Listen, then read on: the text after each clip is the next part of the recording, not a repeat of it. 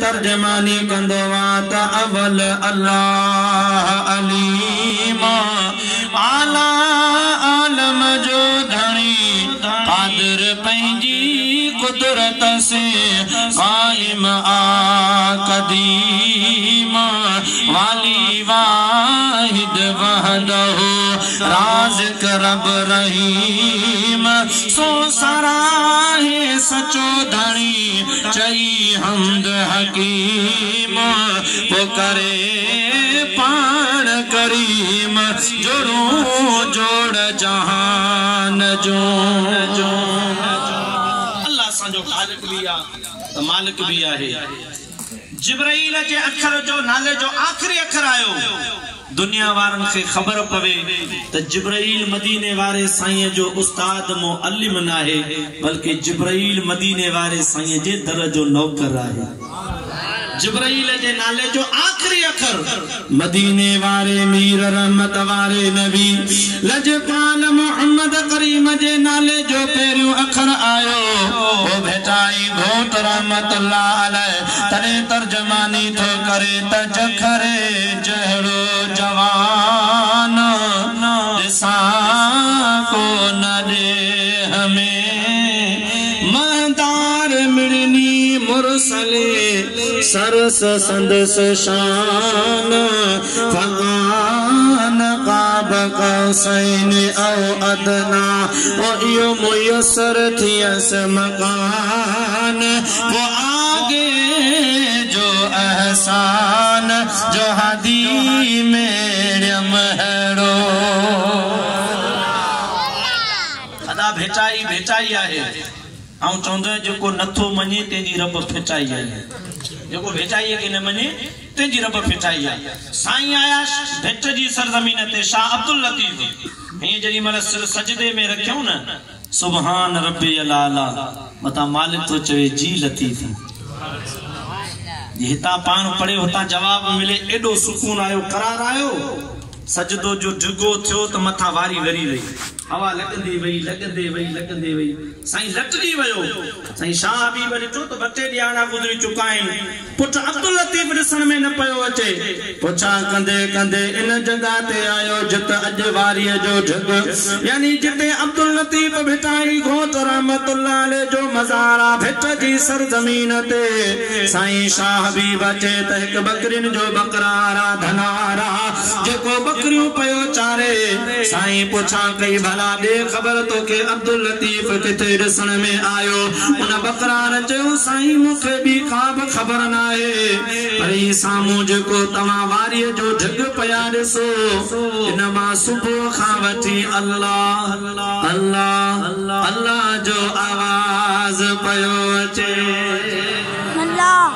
खबर मूंखे कोन्हे अब्दुल लतीफ किथे आहे पर न वारीअ जे ढिग मां अल्लाह अल्लाह जो आवाज पयो अचे। सुल्तान आरिफीन सुल्तान बाहू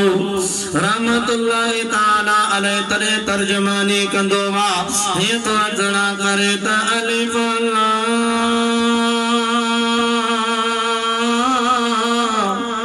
चंबे दी बूटी मन मेरे मुर्शिद लाई हो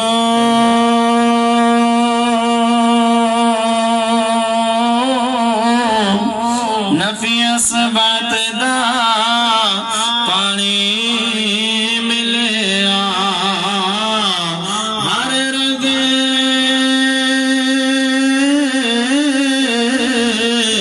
हर जाई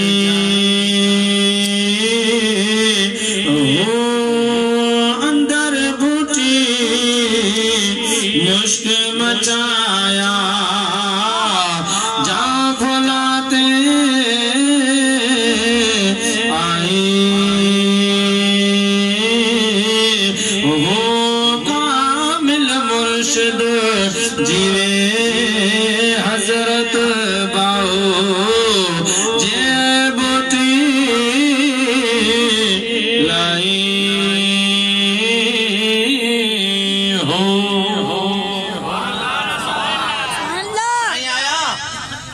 साईं समझिए तो अब्दुल लतीफ आए नहीं जे अंदर मथा का भी साईं शाह हबीब को चवे तो घुली घुली हवा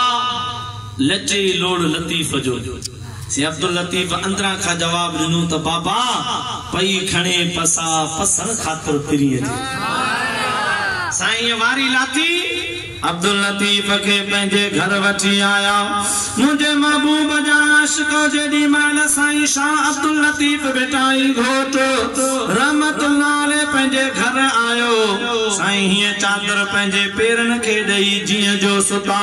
हिकड़ो डी निंड में बियो दिहाड़ो निंड में जो दिहाड़ो साईं निंड में आइन साईं शाह हबीब ॾिठो इन खां अब्दुल लतीफ होते सुठो हो गरीब मालिक जो जिक्र पे मची आयो आया घर तसर सजदे में रखी सुतो पयो आए साईं शाह हबीब मथा का बीठो पंहिंजे पुट अब्दुल लतीफ के तो चवे तसुता उठी जाग निंद न गजे तेरी वो सुल्तानी सुहाग पुट निंदो कंदे न मिलई बीती पुत्र उठी सुमंदे तो वक्त गुजरी की तो गफलत दे अंदर साईं शाह अब्दुल लतीफ भेटाई घोट रहमतुल्लाह अलैह जनी माला पंजो अखियों खोलियो ये बाबे जे चेहरे खे ॾिसी करे ये तो अदड़ा करे त बाबा तन तस्बी मन मणियो दिल दंबोरो जिना